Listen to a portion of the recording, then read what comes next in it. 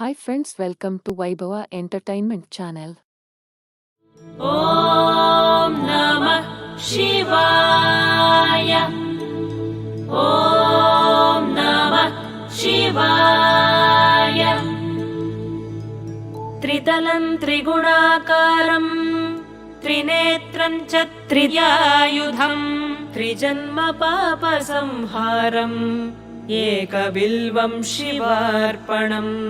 त्रिशाखैर्बिल्वपत्रैश्च अच्छिद्रैः कोमलैः शुभैः तव पूजां करिष्यामि एकबिल्वं शिवार्पणम् सर्वत्रैलोक्यकर्तारं सर्वत्रैलोक्यपालनं सर्वत्रैलोक्यहर्तारम् एकबिल्वं शिवार्पणम् नागाधिराजवलयम् नागहारेण भूषितम् नागकुण्डलसंयुक्तम् एकबिल्वं शिवार्पणम् अक्षमालाधरं रुद्रम्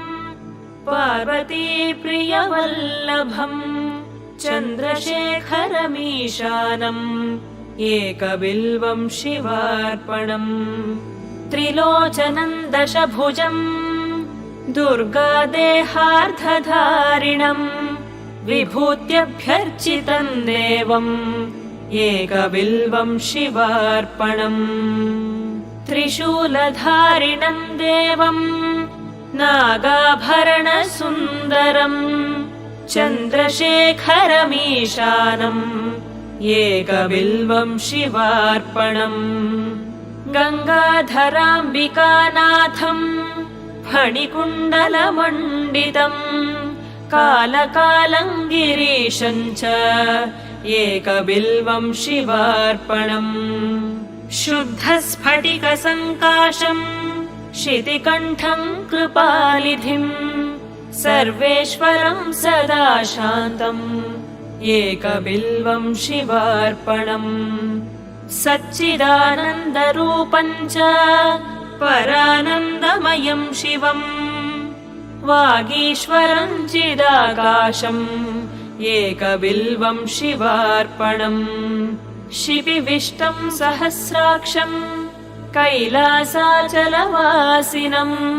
हिरण्यबाहुं सेनान्यम् एकबिल्वं शिवार्पणम् अरुणं वामनन्तारम् वास्तव्यं चैव वास्तवम् ज्येष्ठं कनिष्ठं गौरीशम् एकबिल्वं शिवार्पणम् हरिकेशं सनन्दीशम् उच्चैर्घोषं सनातनम् अघोररूपकं कुम्भम् एकबिल्वं शिवार्पणम् पूर्वजावरजं याम्यम् सूक्ष्मन्तस्करनायकम् नीलकण्ठं जघन्यं च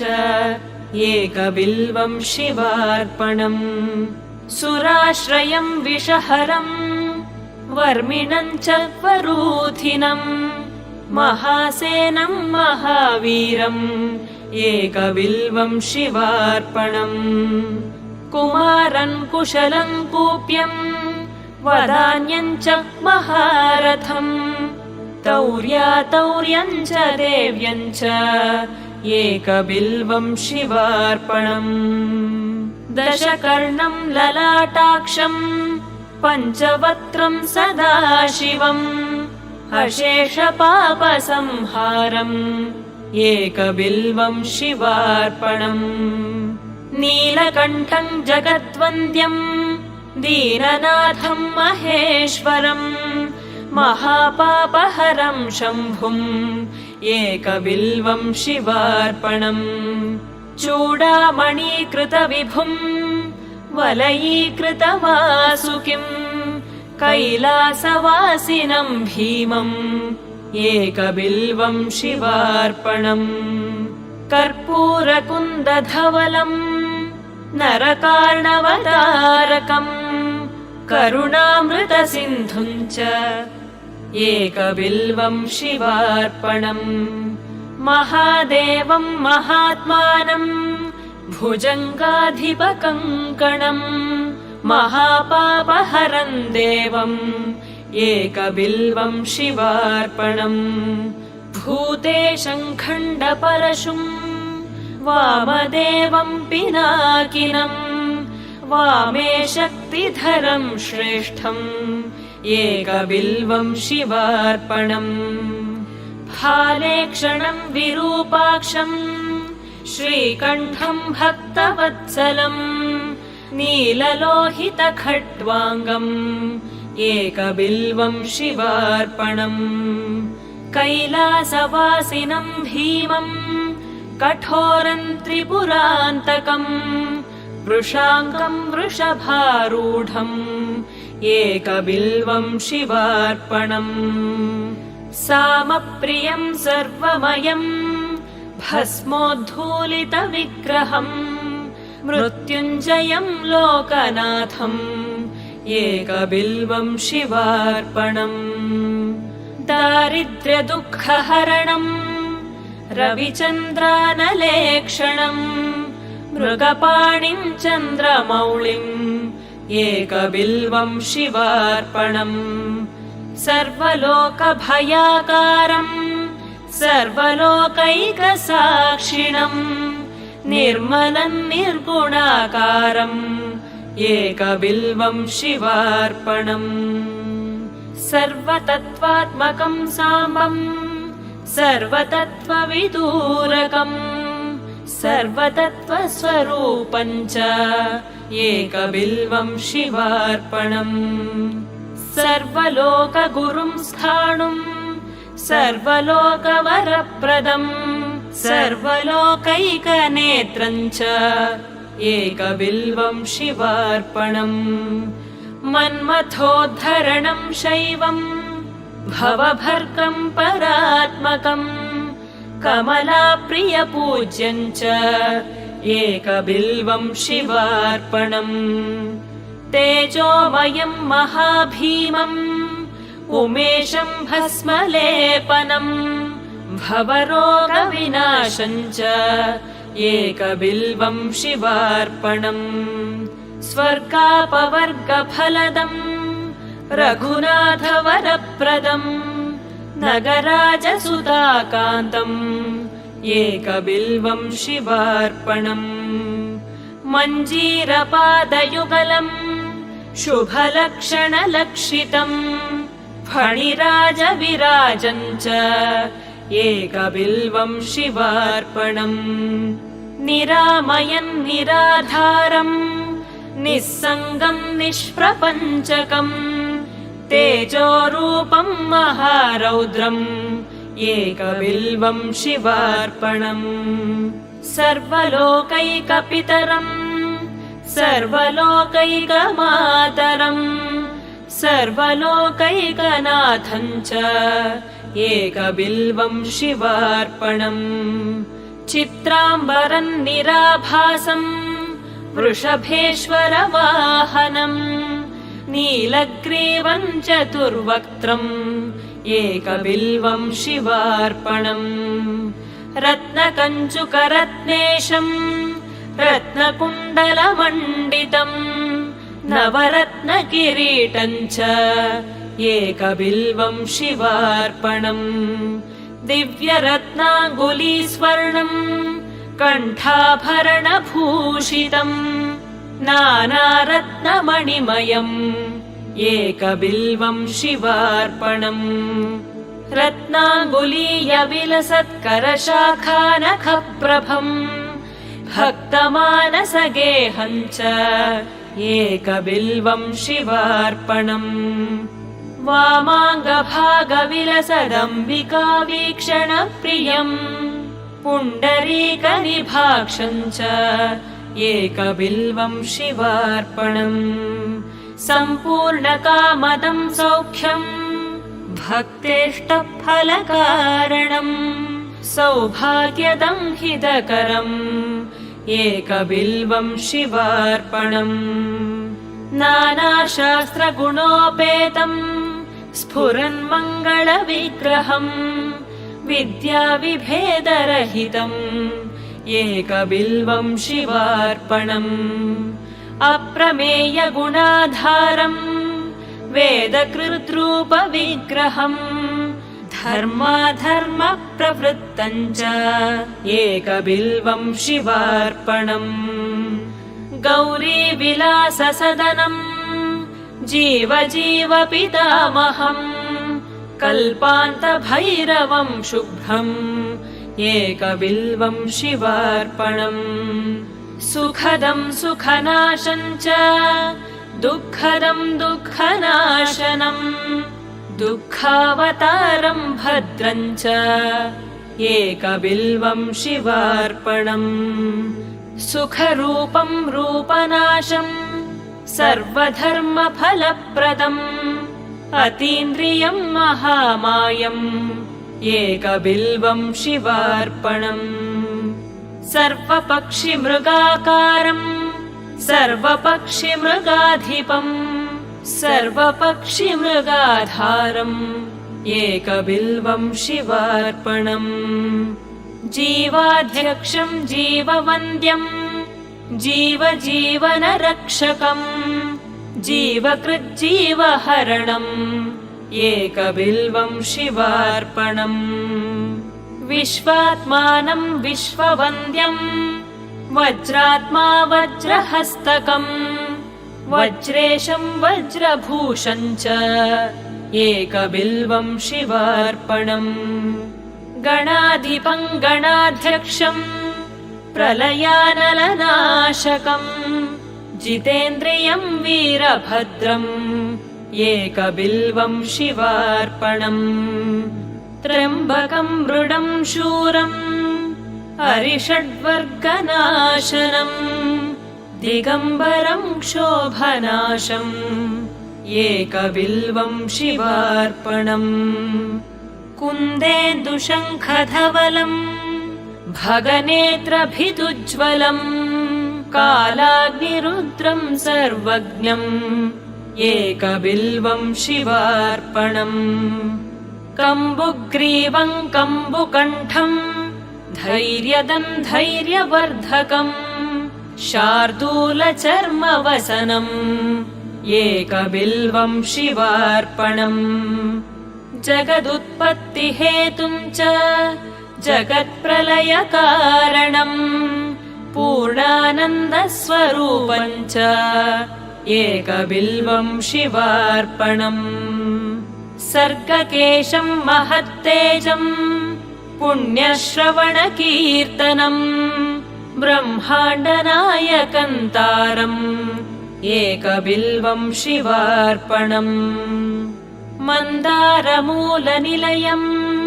मन्दारकुसुमप्रियम् बृन्दारकप्रियतरम् एकबिल्वं शिवार्पणम् महेन्द्रियं महाबाहुम् विश्वासपरिपूरकम् सुलभासुलभं लभ्यम् एकबिल्वं शिवार्पणम् बीजाधारं बीजरूपम् निर्बीजं बीजवृद्धिदम् परेशं बीजनाशं च एकबिल्वं शिवार्पणम् युगाकारं युगाधीशं युगकृद्युगनाशनम् परेशं बीजनाशं च एकबिल्वं शिवार्पणम् धूर्जटिं पिङ्गलजटम् जटामण्डलमण्डितम् कर्पूरगौरं गौरीशम् एकबिल्वं शिवार्पणम् सुरावासं जनावासं योगीशं योगिपुङ्गवम् योगदं योगिनां सिंहम् एकबिल्वं शिवार्पणम् उत्तमानुत्तमं तत्त्वम् अन्धकासुरसूदनम् भक्तकल्पद्रुमस्तोमम् एकबिल्वं शिवार्पणम् विचित्रमाल्यवसनम् दिव्यचन्दनचर्चितम् विष्णुब्रह्मादिवन्द्यम् च एकबिल्वं शिवार्पणम् कुमारपितरं देवं श्रितचन्द्रकलानिधिम् ब्रह्मशत्रुञ्जगन्मित्रम् एकबिल्वं शिवार्पणम् लावण्यमधुराकारम् करुणारसवारधिम् भ्रुवोर्मध्ये सहस्रार्चिम् एकबिल्वं शिवार्पणम् जटाधरम् पावकाक्षम् वृक्षेशं भूमिनायकम् कामदं सर्वदा गम्यम् एकबिल्वं शिवार्पणम् शिवं शान्तमुमानाथम् महाध्यानपरायणम् ज्ञानप्रदं कृत्तिवासम् एकबिल्वं शिवार्पणम् वासुक्युरगहारम् च लोकानुग्रहकारणम् ज्ञानप्रदं कृत्तिवासम् एकबिल्वं शिवार्पणम् शशाङ्कधारिणम् भर्गम् सर्वलोकैकशङ्करम्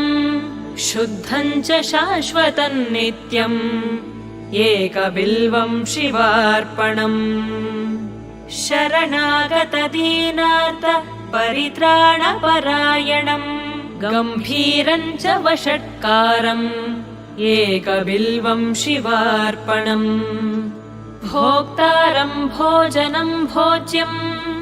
जेतारञ्जितमानसम् करणं कारणं जिष्णुम् एकबिल्वं शिवार्पणम् क्षेत्रज्ञं क्षेत्रपालं च परार्धैकप्रयोजनम् व्योमकेशं भीमवेषम् एकबिल्वं शिवार्पणम्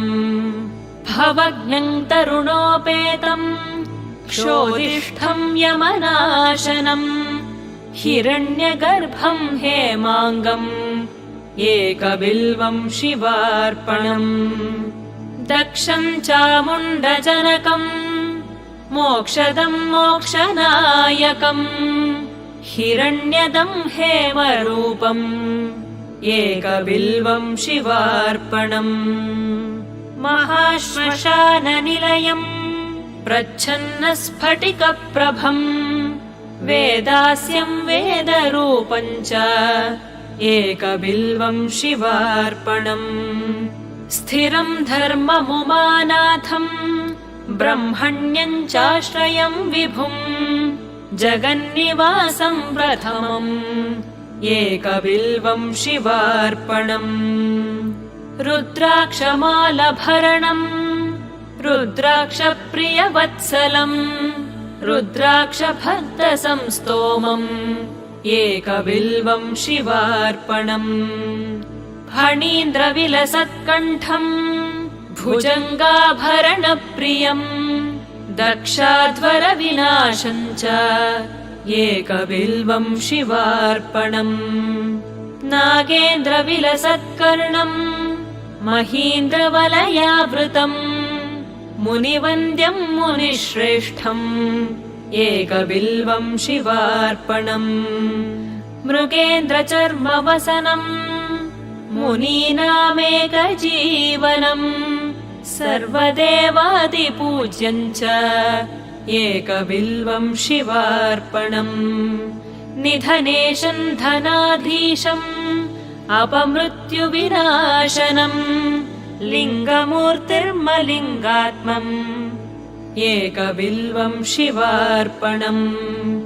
भक्तकल्याणदं व्यस्तम् वेदवेदान्तसंस्तुतम् कल्पकृत्कल्पनाशं च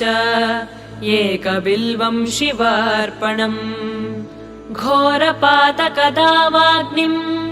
जन्मकर्म विवर्जितम् कपालमालाभरणम् एकबिल्वं शिवार्पणम् मातङ्गचर्मवसनम् विराड्रूपविदारकम् विष्णुक्रान्तमनन्तं च एकबिल्वं शिवार्पणम् यज्ञकर्मफलाध्यक्षम् यज्ञविघ्नविनाशकम् यज्ञेशम् यज्ञभोक्तारम् एकबिल्वम् शिवार्पणम् कालाधीशम् त्रिकालज्ञम् दुष्टनिग्रहकारकम् योगिमानसपूज्यम् च एकबिल्वम् शिवार्पणम् महोन्नतमहाकायम् महोदरमहाभुजम् महावक्त्रम् महावृद्धम् एकबिल्वम् शिवार्पणम् सुनेत्रम् सुललाटम् च सर्वभीमपराक्रमम् महेश्वरम् शिवतरम् एकबिल्वम् शिवार्पणम् समस्तजगदाधारम् समस्तगुणसागरम् सत्यम् सत्यगुणोपेतम् एकबिल्वम् शिवार्पणम् माघकृष्णचतुर्दश्याम् पूजार्थम् च जगद्गुरोः दुर्लभम् सर्वदेवानाम् एकबिल्वम् शिवार्पणम् तत्रापि दुर्लभम् मन्येत् नभो मासेन्दुवासरे प्रदोषकाले पूजायाम् एकबिल्वम् शिवार्पणम् तटाकन्धरनिक्षेपम् ब्रह्मस्थाप्यम् शिवालयम् कोटिकन्या महादानम् एकबिल्वम् शिवार्पणम् दर्शनम् बिल्ववृक्षस्य स्पर्शनम् पापनाशनम् अघोरपापसंहारम् एकबिल्वम् शिवार्पणम् तुलसी बिल्वनिर्कुण्डी जम्बीरामलकम् तथा पञ्चबिल्वमिति ख्यातम् एकबिल्वम् शिवार्पणम् अखण्डबिल्वपत्रैश्च पूजये नन्दिकेश्वरम् मुच्यते सर्वपापेभ्यः एकबिल्वम् शिवार्पणम् सालङ्कृता शतावृत्ता कन्याकोटिसहस्रकम् साम्राज्यपृथ्वीदानम् च एकबिल्वम् शिवार्पणम् दन्त्यश्वकोटिदानानि अश्वमेधसहस्रकम् सवत्सधेनुदानानि एकबिल्वम् शिवार्पणम् चतुर्वेदसहस्राणि भारतादिपुराणकम् साम्राज्यपृथ्वीदानम् च एकबिल्वम् शिवार्पणम् सर्वरत्नमयम् मेरुम् काञ्चनम् दिव्यवस्त्रकम् तुलाभागम् शतावर्तम् एकबिल्वम् शिवार्पणम् अष्टोत्तरशतम् बिल्वम् योर्चये लिङ्गमस्तके अथर्वोक्तम् वरेद्यस्तु एकबिल्वम् शिवार्पणम् काशीक्षेत्रनिवासम् च कालभैरवदर्शनम् अघोरपापसंहारम् एकबिल्वम् शिवार्पणम् अष्टोत्तरशतश्लोकैः स्तोत्राद्यैः पूजयेद्यथा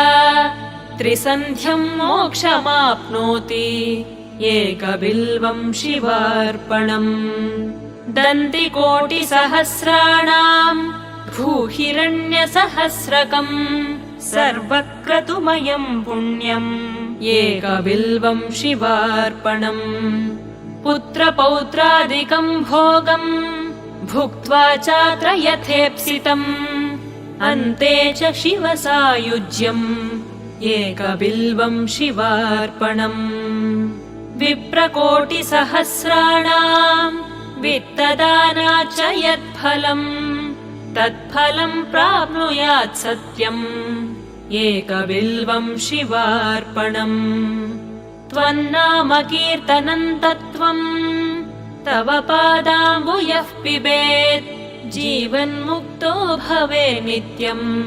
एकबिल्वम् शिवार्पणम् अनेकदानफलदम् अनन्तसुकृतादिकम् तीर्थयात्राखिलम् पुण्यम् एकबिल्वं शिवार्पणम् त्वम् मां पालय सर्वत्र पदध्यानकृतं तव भवनं शाङ्करन् नित्यम् एकबिल्वं शिवार्पणम् उमया सहितं देवम् सवाहनगणं शिवम् भस्मानुलिप्त सर्वाङ्गम् एकबिल्वं शिवार्पणम् सालग्रामसहस्राणि विप्राणां शतकोटिकम् यज्ञकोटिसहस्राणि एकबिल्वं शिवार्पणम् अज्ञानेन कृतं पापम् ज्ञानेनाभिकृतं च यत् तत्सर्वं नाशमायातु एकबिल्वं शिवार्पणम् अमृतोद्भववृक्षस्य महादेवप्रियस्य च मुच्यन्ते कण्टकाघातात् कण्टकेभ्यो हि मानवाः एकैकबिल्वपत्रेण कोटियज्ञफलम् भवेत् महादेवस्य पूजार्थम् एकबिल्वं शिवार्पणम् एककाले पठेन् नित्यम् सर्वशत्रुनिवारणम् द्विकाले च पठे नित्यम् मनोरथफलप्रदम् त्रिकाले च पठे नित्यम् आयुर्वर्ध्यो धनप्रदम् अचिरात् कार्यसिद्धिम् च लभते नात्र संशयः एककालम् द्विकालम् वा त्रिकालम् यः पठेन्नरः लक्ष्मीप्राप्तिः शिवा वासः शिवेन सह मोदते कोटिजन्म कृतं पापम् अर्चनेन विनश्यति सप्तजन्म कृतं पापम् श्रवणेन विनश्यति जन्मान्तर कृतं पापम् पठनेन विनश्यति दिवारात्र कृतं पापम् दर्शनेन विनश्यति क्षणे क्षणे कृतं पापम् स्मरणेन विनश्यति पुस्तकं धारयेत् देहि आरोग्यं भयनाशनम् इति श्रीबिल्वाष्टोत्तरशतनामस्तोत्रम् सम्पूर्णम्। ॐ नमः शिवाय। ॐ नमः शिवाय। ॐ नमः शिवाय।